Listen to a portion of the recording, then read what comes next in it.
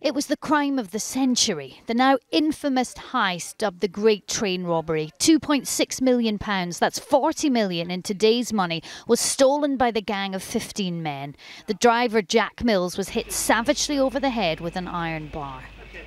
I sank to my knees. The next thing I remember, I was on my knees on the floor. And one man, Ronnie Biggs, was to become more famous than the robbery itself. Back then, he wasn't the cartoon criminal we've come to know, as remembered by notorious gangland figure Mad Frankie.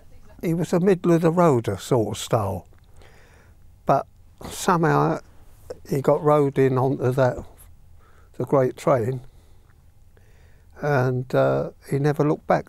Biggs, along with 11 others, was captured and sentenced to 30 years in prison. It was from here at Wandsworth Prison that Ronnie Biggs escaped in 1965. He was with 3 other prisoners when they scaled a 30-foot wall using a rope ladder and then jumped into a waiting van. He spent 36 years on the run, living the high life, first in France, then Australia, then finally in Brazil, where he taunted police from afar.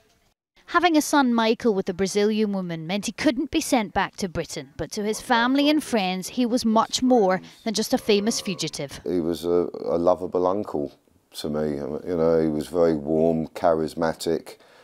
He could charm the pants off anybody, and I know it'll upset a lot of people who want to believe that he was a despicable man, but the truth is he was a loving family man, and I loved him a lot.